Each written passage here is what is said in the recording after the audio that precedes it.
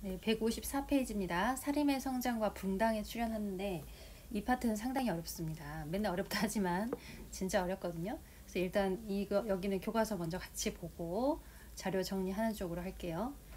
자, 일단 살인이라는 면은 살인이 뭔지부터 알아야 되잖아요. 네, 내용 한번 볼게요.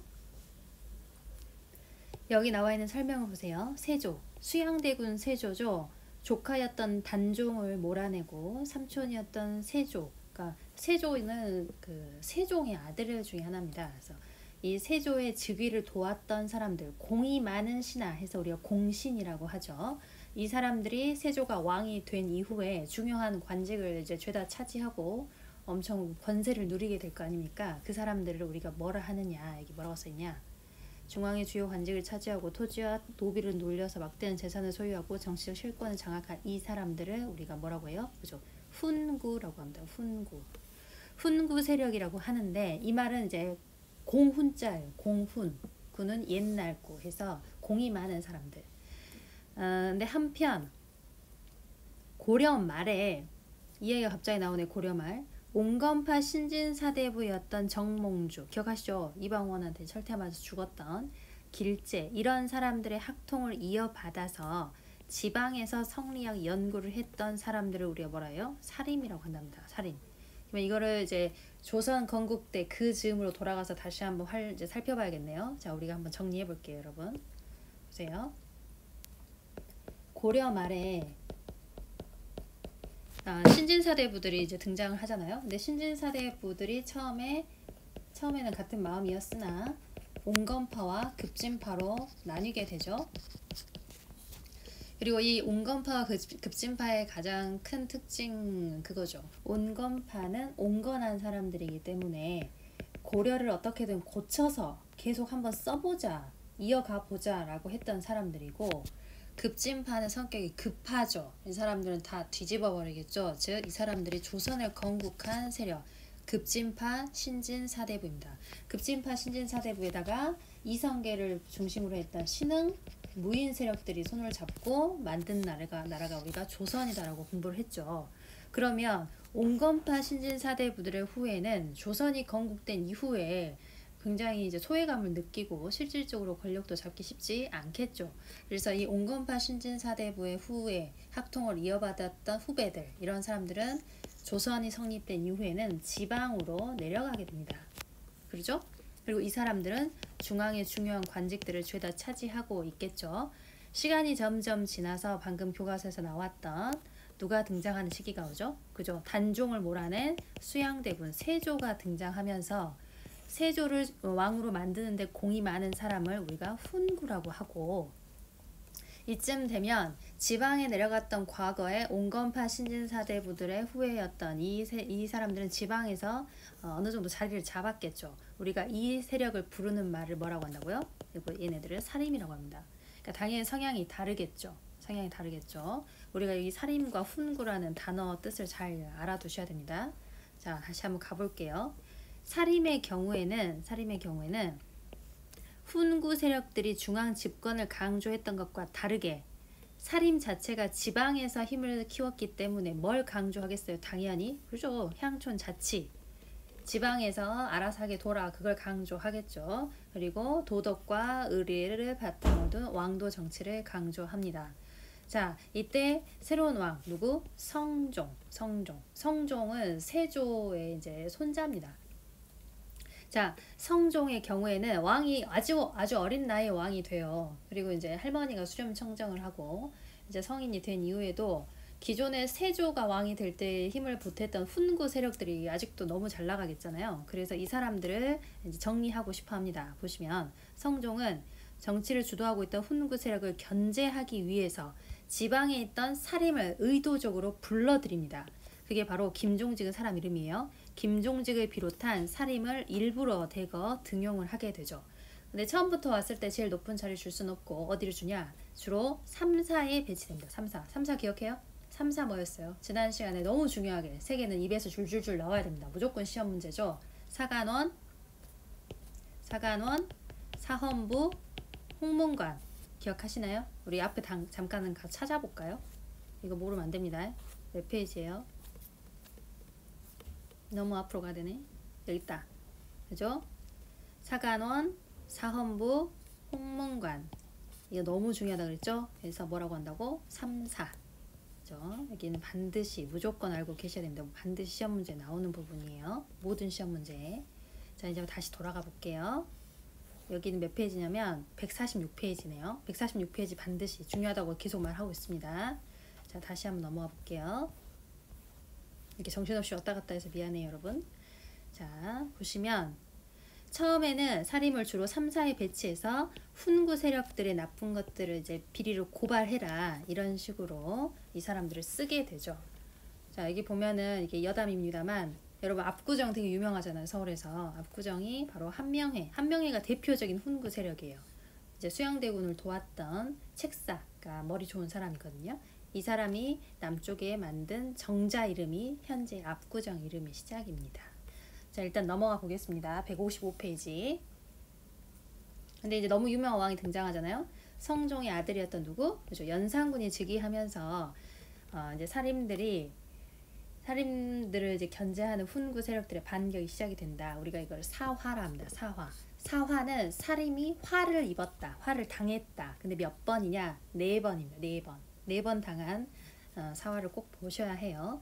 자, 일단 그 시작은 연산군이 훈구 세력과 손을 잡고 살인을 축출한 첫 번째 사화 무오사화가 있습니다. 무오사화는 오른쪽에 자료를 보세요. 보시면 훈구 세력이었던 유자광이라는 사람이 있습니다. 이 사람이 연산군한테 김일손이라는 살인이 쓴 사초라는 것은 실록을 쓸 때 필요한 기본 이제 아주 기초 자료이죠. 자, 이걸 보여줬는데 이 내용에 살인의 대표적인 사람인 김종직이 쓴 글 조의제문이 있습니다. 이제 의제를 조문하는 글 이런 뜻이거든요. 밑에 보시면 의제라는 왕이 있었는데 이 사람을 항우라는 사람이 살해를 해요.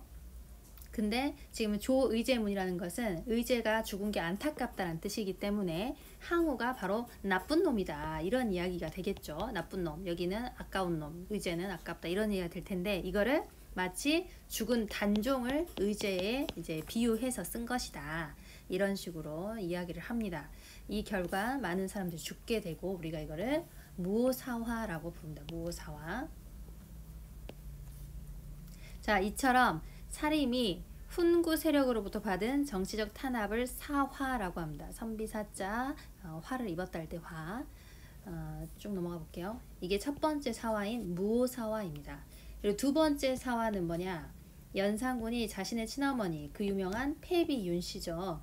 친어머니인 폐비윤씨가 폐비된 사건을 구실로 사화를 일으켜서 살인이 제거됐습니다. 근데 이때는 살인만 제거한 게 아니라 연산군한테 이제 좀 대드는 왕의 권위에 대드는 훈구 세력도 이제 많이 죽어요. 그래서 사화를 훗날 지금 역사학자들이 여러 가지로 해석을 하지만 연산군이 왕권 강화에 이용을 했다, 이렇게 보기도 합니다. 이 사화를 우리가 뭐라 하냐면 갑자사화라고 해요. 갑자사화. 여기에 있는 무오, 갑자, 기묘, 을사 앞에 붙는 사화 앞에 붙는 거는 연도입니다. 연도. 그 해를 맡아요. 갑자년에 있었던 일, 무오년에 있었던 일, 이런 식입니다. 결국에는 연산군은 자신의 이복 동생이었던 중종 진성대군에게 쫓겨나게 됩니다. 이제 사실 진성대군은 큰 역할을 하지 않았고 박원정을 비롯한 이제 반정 세력들이 왕으로 옹립을 한 거예요. 이복 동생을. 결국에는 중종 반정으로 연산군은 쫓겨나게 됩니다. 이후에 이제 중종이 왕이 됐죠. 그랬더니 중종을 왕으로 세운 사람들이 이제 권력을 잡게 되는 게 문제입니다. 즉 반정이라는 것은 중종이 왕이 된 걸 말해요. 이제 여러분, 이제 반정은 무슨 뜻이냐면 이전의 왕이 잘못했기 때문에, 이전의 왕이 잘못해서 이제 반대로 바로 잡는다 이런 뜻입니다. 중종이 잘못된 이전 왕의 잘못을 바로 잡아서 바르게 한다, 이런 뜻이에요. 그래서 보시면 반정에 참여했던 공신들이 높은 관직을 차지하고 권력을 누리게 되죠. 중종은 당연히 이들이 거슬렸겠죠. 그래서 중종이 이 사람들을 견제하려고 또 다른 살인을 불러들인 게 바로 그 유명한 조광조입니다. 조광조 정말 유명합니다. 조광조 반드시 기억하셔야 돼요. 조광조 별표예요. 중종이 반정 세력을 견제하려고 불러들인 새로운 사람이 바로 조광조입니다. 조광조가 했던 일들 다 중요해요. 별표해두세요. 조광조는 왕도 정치 이상을 강조하고 국왕에게 높은 도덕성을 요구하고 여러 개혁을 했대요. 당연히 이 개혁 내용이 죄다 시험 문제가 되겠죠. 그러니까 이런 급진적인 개혁은 당연히 거센 반발을 불러일으키고 결국에는 중종도 회의를 느끼게 되죠. 결국에는 살인이 많이 축출이 된 게 바로 기묘사화입니다. 기묘년에 있었던 살인들의 화. 여기 별표. 조광조가 했던 개혁 내용은 다 알아두셔야 됩니다. 진짜 중요해요. 일단은 현량과 별표. 현량과는 현명하고 양, 좋은 사람들을 추천하는 겁니다. 여기 별표, 추천. 추천을 통해서 살인들을 대거 불러들이게 되는 거죠. 그래서 이 애들을 쓰겠다 이야기입니다. 소격서라는 거는 도교 행사를 주관하는 관청입니다. 그러니까 제사를 지내기도 하고 이런 거죠. 근데 이 살인들은 성리학 원칙에 아주 중요하게 했던 사람들이기 때문에 도교 행사하는 거를 질색했어요. 소격서를 없애버립니다. 이것도 중요해요. 위훈이라는 것은 가짜. 우리가 위조할 때 그 위자거든요. 훈은 공을 위조했다. 즉 가짜 공은 삭제해버려야 된다. 이전에 공신들이 굉장히 많이 책봉이 됩니다. 근데 그 공신들이 진짜 공이 있냐? 그렇지 않다. 가짜 공이 있는 애들은 공을 지워버려야 한다라고 해서 위훈 삭제.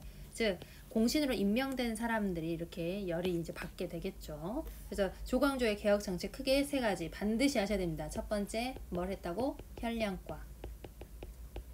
현량과를 한 이유는 그거죠. 이유는 살인들을 많이 등용을 시키려고. 두 번째 뭘 폐지했어요? 소격서. 끝에 서가 붙은 거 관청입니다. 소격서를 폐지합니다. 폐지. 세 번째 위훈 삭제. 가짜 공은 삭제해버린다. 즉 공신들의 반발을 거세게 받게 되겠죠. 결국에는 이런 개혁, 급진적이고 굉장히 빠른 개혁에는 이제 문제가 발생을 하죠. 조광조의 정책에 대해서 훈구 세력이 어떻게 했어요? 사화를 일으켜서 기묘년에 일어난 사화. 기묘년에 일어난 사화로 조광조가 이제 죽게 됩니다. 조광조가 죽게 돼요. 그러면 한번 넘어가 볼까요? 자, 보시면 살인이 당한 화, 사화가 4개라 그랬는데 1개가 남았죠. 그게 바로 이겁니다. 명종이라는 왕이 즉위한 이후에는 외척 간의 다툼이 발생을 합니다. 2개의 윤씨, 큰 윤, 작은 윤 해서 대윤과 소윤이라고 하는데 외척 간의 싸움이에요. 결국에 이 다툼으로 인해서 마지막 사화인 을사사화가 발생합니다. 을사년에 일어난 사화. 근데 이 을사사화를 끝으로 더 이상 조선 정부에 더 이상 훈구는 없습니다. 이제는 훈구들도 이제 나이 먹어서 다 죽었어요. 이제 이 세력들은 다 끝나요. 훈구 세력들은 끝나고 이후부터는 모조리 다 온리 살인뿐입니다. 온리 살인뿐이에요. 그럼 이쯤에서 우리가 사화를 한번 정리를 한번 해봅시다. 정리하는 거 어려우니까 선생님이랑 같이 해볼게요. 자, 일단 첫 번째 사화 한번 적어볼까요? 무슨 사화? 첫 번째 사화는 무오사화죠. 연도는 안 해도 돼요. 무오사화. 두 번째 사화는 갑자사화. 쓰고 있죠? 세 번째 사화는 기묘사화. 네 번째 사화는 마지막 사화, 을사사화. 왕은 알아두셔야 됩니다. 왕 보면 무오사화하고 갑자사화는 연산군. 우리 연산군 클래스에 2개 정도는 있어야 됩니다. 그리고 기묘사화는 중종. 네 번째 을사사화는 명종.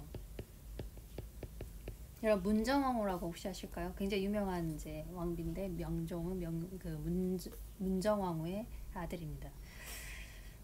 시작된 이유는 반드시 아셔야 됩니다. 무오사화는 아까 나왔죠.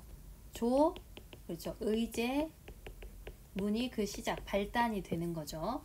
갑자사화는 연산군이 자기 엄마 복수한다고 시작을 했죠. 연산군 생모, 연산군 낳아준 어머니, 생모인 폐비 윤씨 사건.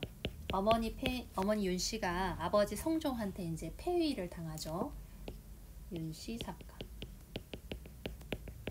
그렇지만 이 사건하고 딱히 관련이 없어도 연산군한테 이제 대드는 사람들은 이제 이걸 핑계 삼아서 다 숙청을 해버립니다. 그리고 김효사는 중종이 반정으로 왕이 된 이후에 반정 세력들이 너무 나대니까 그걸 눌러주기 위해서 등장한 거 누구죠? 그죠? 조광조의 개혁이었죠.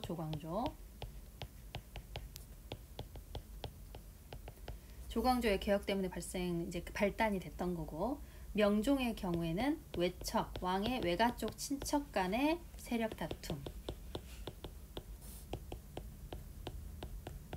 외척 세력 대립. 이전에 이제 인종이라는 왕이 있어요. 근데 이제 인종과 명종의 외가 쪽 친척들의 싸움입니다.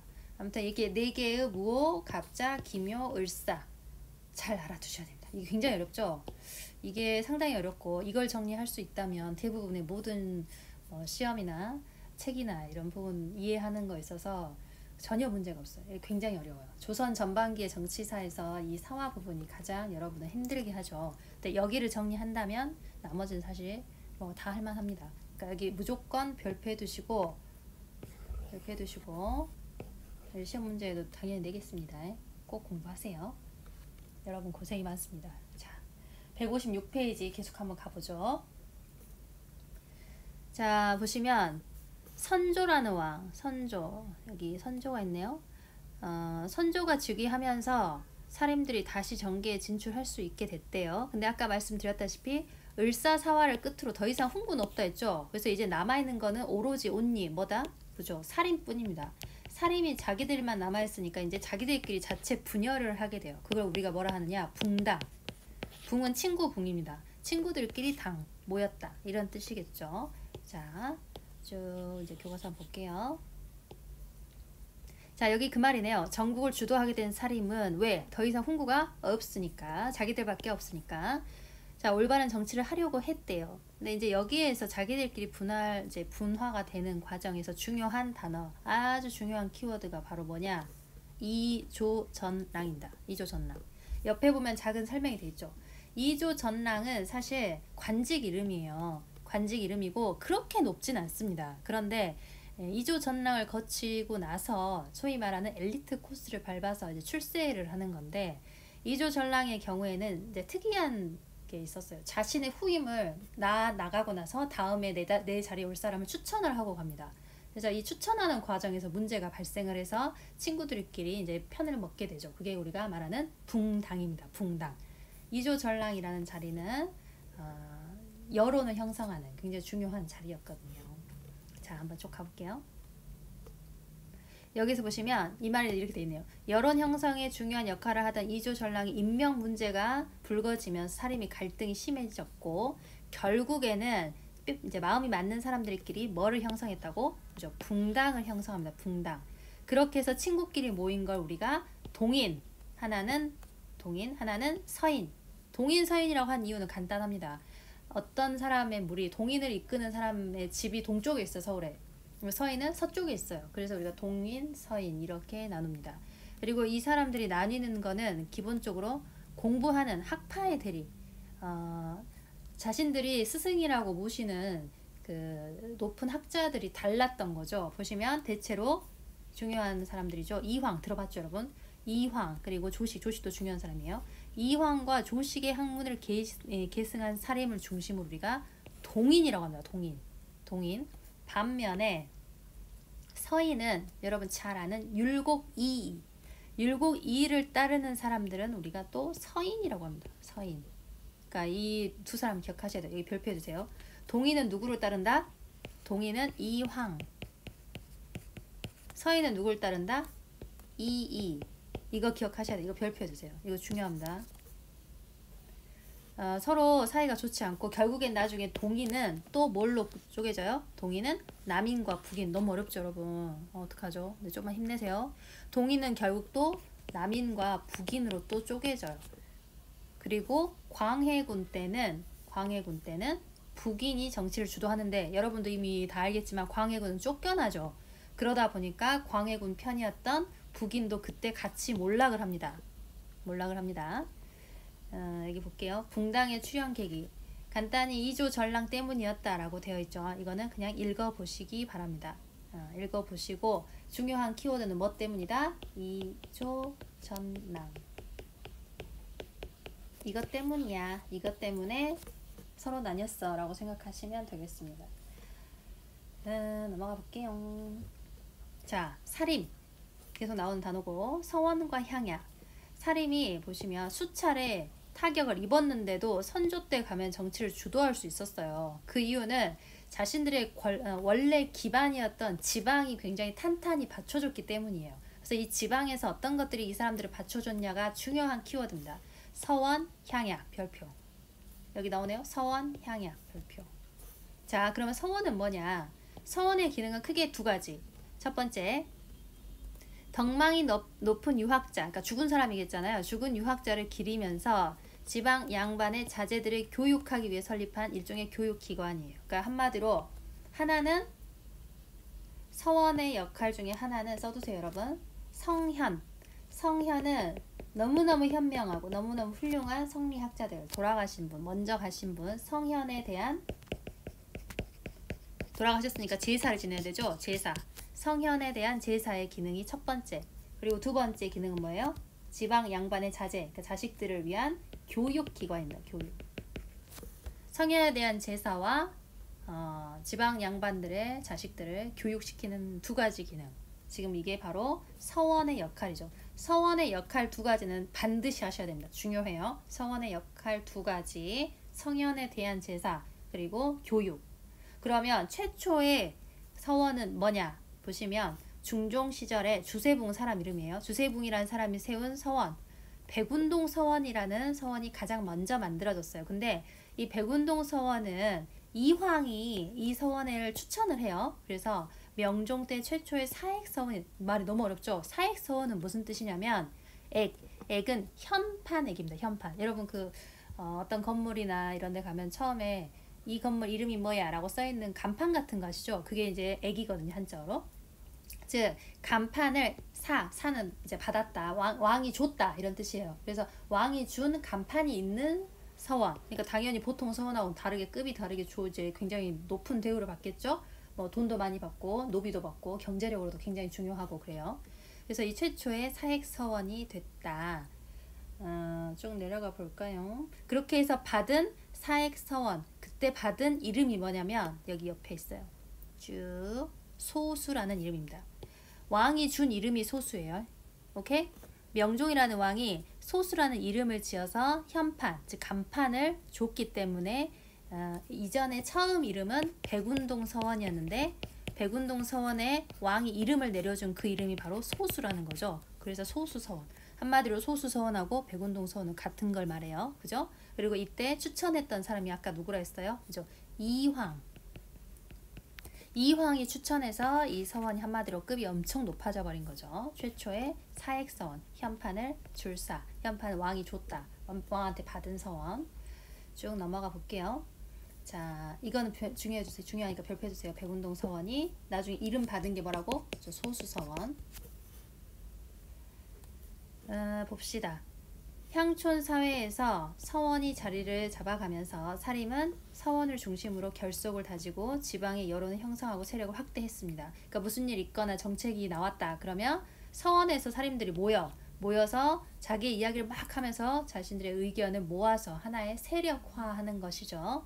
자, 그리고 공부도 많이 한다 했어요. 학문적으로 뜻을 같이 해서 학파를 형성하기도 한다. 즉 서원은 붕당의 근거지다. 맞습니다. 중요한 부분이에요. 서원 읽어보시고 158페이지 갈게요. 율곡 이희, 퇴계 이황 너무 유명하죠. 일단 이황이 훨씬 더 나이 드신 분이죠.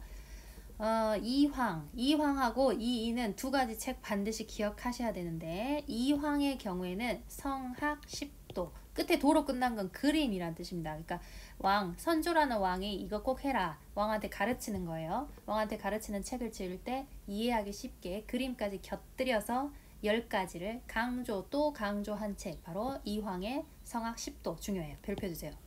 이황의 성학 10도. 이거는 이제 상식입니다, 여러분. 꼭 알아야 돼요. 이황의 성학 10도. 그럼 이의는 뭐냐? 이의의 책은 경몽, 요결. 중요한 것들 모아놓은 거예요. 그래서 이제 경몽여결의 경우에는 어린 학생들한테부터 교육을 시켰던 중요한 책입니다. 이 내용이 다 애들한테 중요한 내용이에요. 또 한번 봐볼까요? 오른쪽에 아까 서원은 나왔었는데 향약도 나왔었잖아요. 서원하고 향약 반드시 알아두셔야 돼요. 별표. 향약은 향, 고향 향, 시골 향, 약, 약속, 지켜야 하는 거 간단히 말하면 즉 향촌에서 지켜야 하는 자치 규약, 우리 이건 지키기로 해 라고 했던 것들을 말합니다.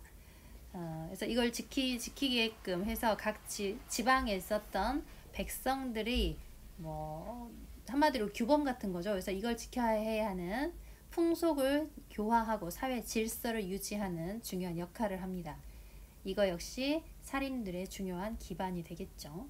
성리학은 진짜 좀 어려워요. 보시면 인간의 심성, 이거에 대해서 깊이 연구하는 학문이라 상당히 수준이 높죠. 조선의 성리학은 이제 아시아에서 가장 수준이 높다라고 보시면 되겠습니다.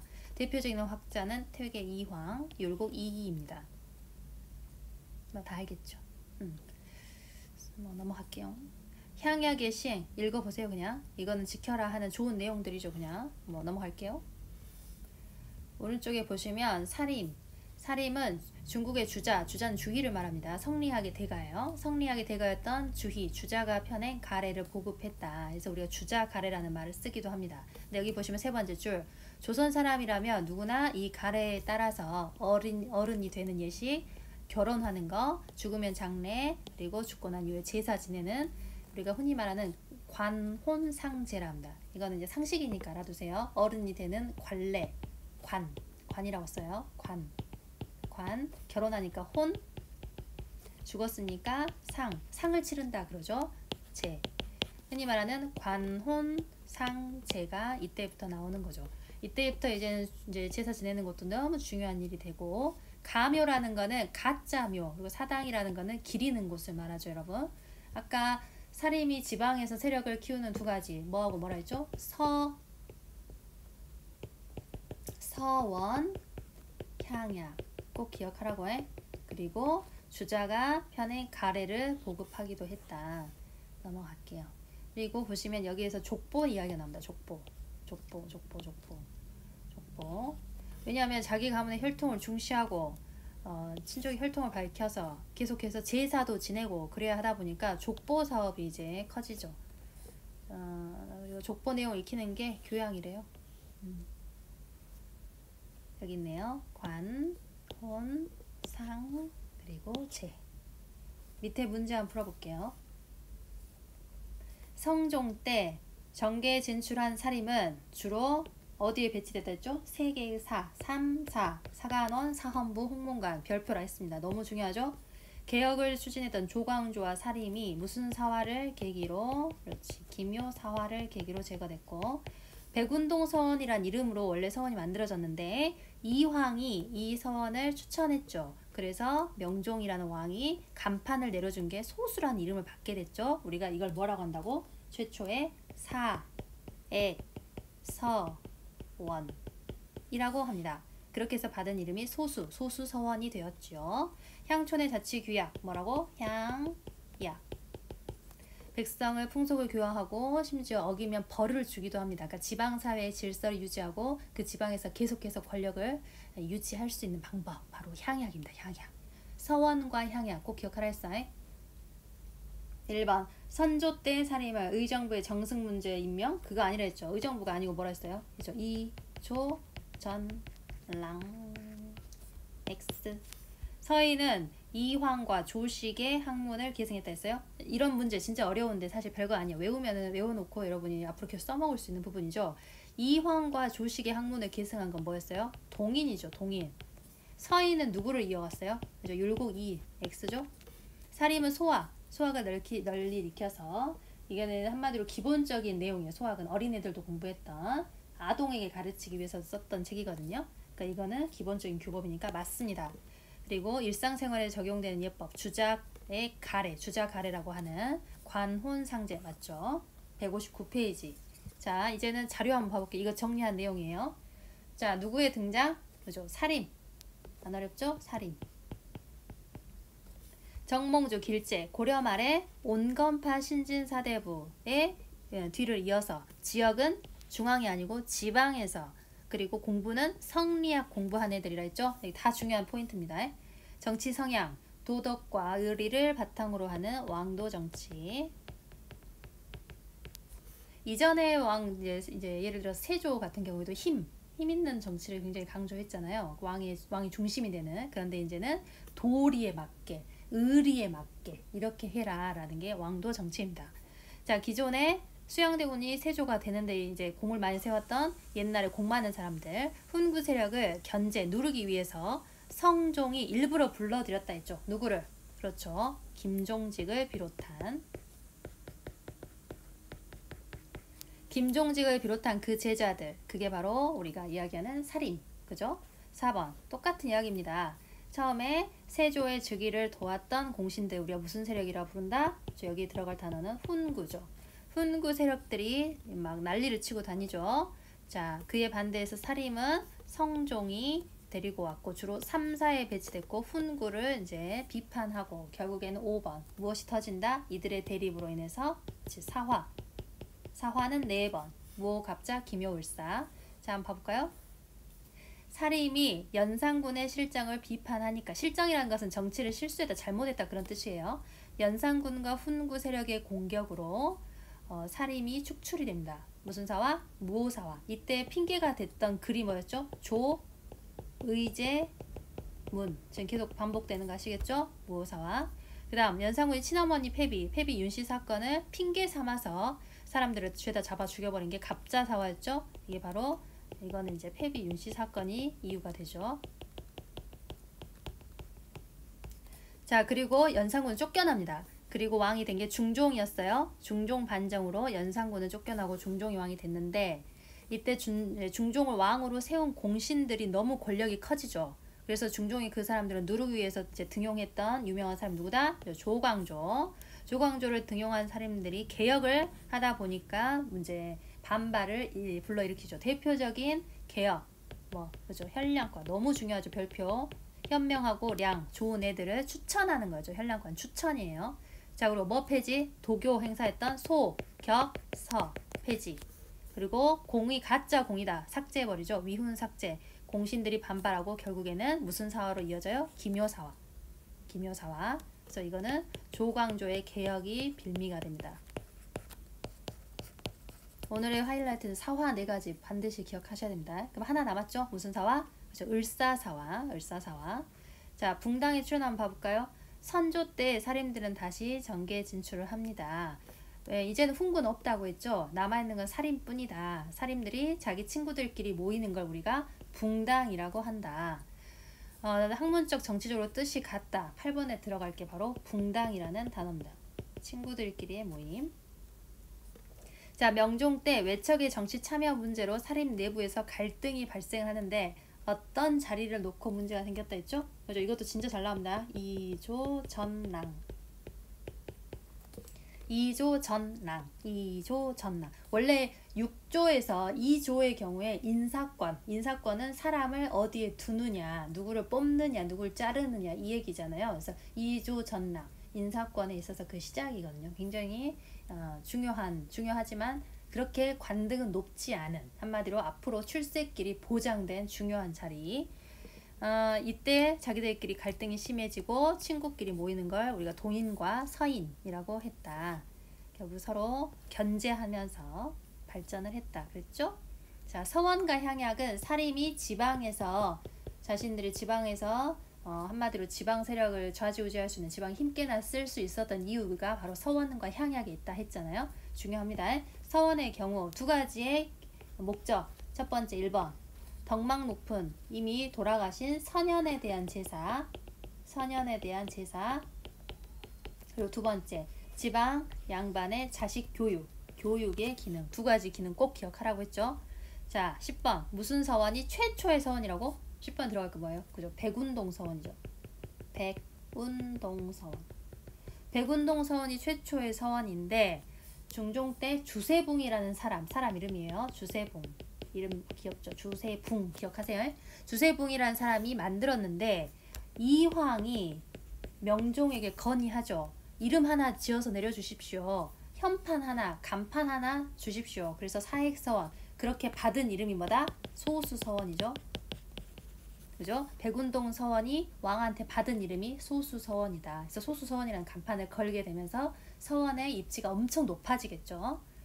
이후에는 전국 각지의 서원이 막 생기게 됩니다.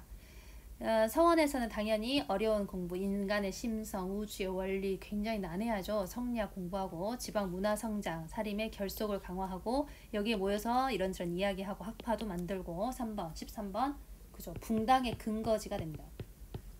하나 더 있죠? 서원이 있으면 뭐도 있다? 그죠? 향양, 지방에서 지켜야 할 규범, 약속, 그리고 유교 덕목에 따라서 쓰고 사회 질서 유지가 된다. 5번 중요한 사람이죠. 조선 성리학의 큰 두 학자 누구하고 누가?